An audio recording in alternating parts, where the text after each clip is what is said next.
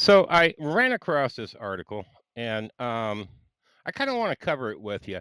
The beginning talks a little bit about, some of the stuff that I already talked about, but what I found interesting is a recent article at The Hill ties in the great resignation, the recent outflow of Americans from the workforce in the wake of the COVID-19 outbreak, and government response of various forms of monetary assistance to the rise of AI. So let's kind of take this in a different perspective. What if it's possible. What if a lot of what's going on is to prepare for this? Because people, it's going to happen. I mean, I've been saying this for the longest time, and I've been wondering. And let's even go back to the revolution that they had when it came to manufacturing, and that was the exodus of the farming community. In other words, we moved from a agricultural to a manufacturing society. And there was a great upheaval about it. And part of the way that they got people to leave their farms and come to the city to work was promising pensions, retirement, etc., things that they would have had should they stay as an agricultural society. Of course, most all of that went away. Government decided that it was going to develop the Social Security system, which is I'm not going to say it's a Ponzi scheme, but generally speaking, when you take in money and you spend more of that money than you take in, and you just pay off essentially the first people that join, and then you inflate the income or you inflate the monetary system so much that the value of whatever other income that you're going to get from social security is going to be minimal at best. Well, it's a good way to get around it. Ponzi scheme, you either got to collapse it or you've got to change the rules. Some examples the author business consultant Gene Marks points out. Supermarket chain HYVE is now using self-scanning inventory robots in its stores. ShopRite is piloting robotic delivery of its products. Amazon is rolling out self-service grocery stores. Think about this, guys.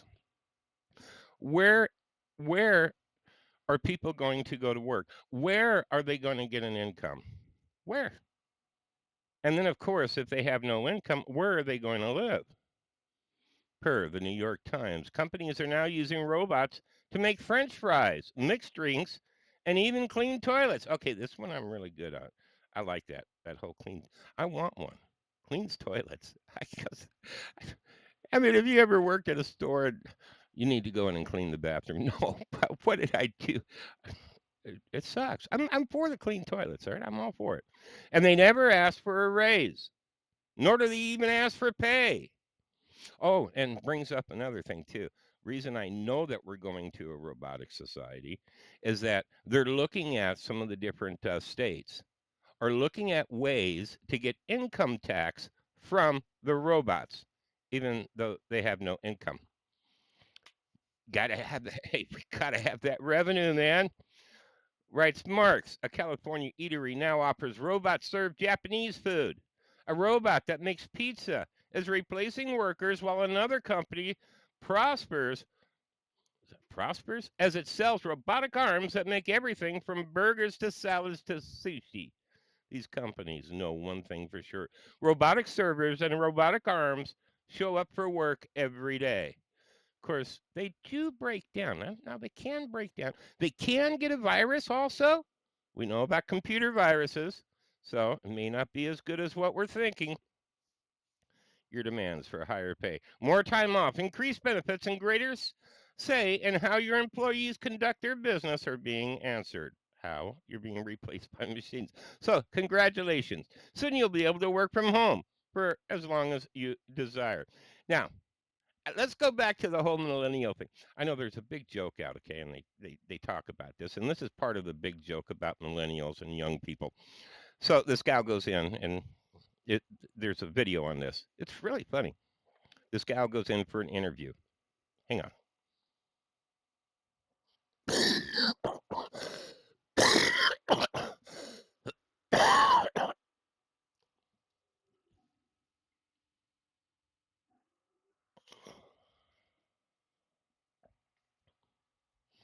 So this gal goes in for an interview, And the interviewer says, "Okay, hours are from 9 to 5. Are you good with that?" And she says, "Well, no, not really. I've got a friend in Japan, so sometimes I sleep in. I can start at 10. Well, no, make it noon. I'll work from noon." Anyways, they go through the whole I'm dictating. And at the end, he finally goes, "Look, you're not gonna fit in for this job. I'm sorry, I just can't hire you." And she goes, "What? You're firing me?" And he says, "I never hired you." She says, "I want to speak to HR. I want to speak to the HR department." Anyways, I think some of that's coming back to haunt.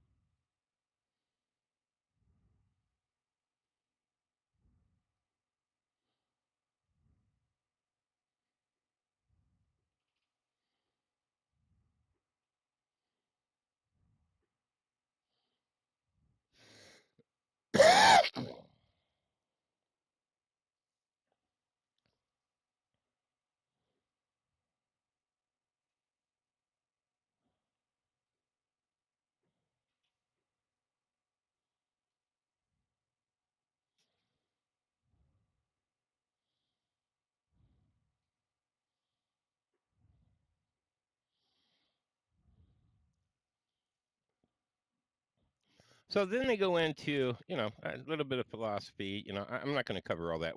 I'm really more interested in this is what our response is. How are we going to handle this? Personally, I believe that we'll go back to more of a hands manufacturing barter system. That's what I'm thinking. But I do know this. If we do nothing, and I agree with him on this part right here. If we do nothing, we are going to see mass poverty and human misery, as a large segment of the population will find themselves without work. This will go hand in hand with tyranny from the corporate elites, who, having a monopoly of ownership on the machines and the wealth they create, will have the rest of us at their mercy. There's a wrong way to respond to this looming crisis. The left, including progressives such as Andrew Yang, have been pushing universal basic income for years. They want everyone to get a regular check from the government just for existing. The coming robotization of the economy only provides more fuel for the call for a UBI. The problem with the UBI is that it makes the people dependent on the government, which, let's be honest, the government likes that. They want you to be dependent on them. If you're dependent on them, then they get to tell you what to do, don't they? It will empower the political class, who will literally hold the livelihoods of most Americans in their hands. Instead of the people funding the government would fund the people. That does kind of sound backwards now, doesn't it? Thereby giving the government all the power. Moreover, UBI would stifle creativity and drive, fomenting an attitude of dependence and complacency among the people, almost as if they're being taught that right now in school. Huh. I'm thinking that's the direction that the government wants to go in. They're going to, this is what I'm thinking. They want to be able to tax the robots, all right, or tax the companies that are using the robots, or they're going to find a way to tax it. And then they're going to want to, of course, funnel that money to people to exist on within their cardboard box 5-story buildings. And of course, while the money is being funneled to the people, everybody gets to skim off the top. So they tax 100 million. It'll here. You're not. If you don't believe me, I'm going to give you an example. So if they tax 100 million, maybe 10 million of it will actually go to where it's supposed to go. So if you don't believe me, How about those economic recovery packages, which are supposed to be for the people? 1.2 trillion, 1.5 trillion, and only a couple of hundred million actually going to the people. The rest all went for skimming, went to pork.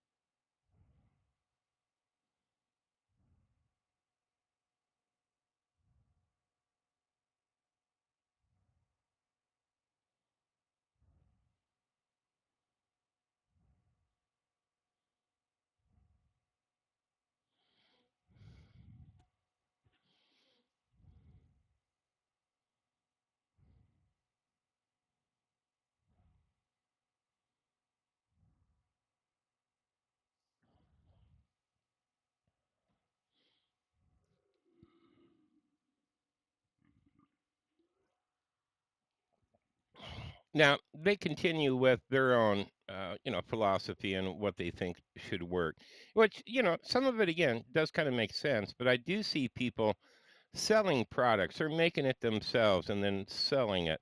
Another option is if we're going to move towards robotics, then what we're going to need to do is become more capitalist than what we are right now. And this is what they kind of talk about here. You're going to have to own robots yourself and have them do jobs for you. Or, maybe we'll need to set it up to where you have an option of purchasing a robot within a company or becoming part owners of those companies that are using robotics. In other words, moving from a laborer class to more of a capital ownership class. And I'm thinking that's probably the way that it's going to go, or the way that we probably should look at it going. I just don't think it's going to happen. I think the UBI is going to come in, and I think the government wants that. And those that are in power in the tech industry, et cetera, want that because they want to make sure that every American has enough money to buy their stuff. Because if nobody has money in America, then how are they going to make money? Oh, yeah, China. China, the manufacturing arm.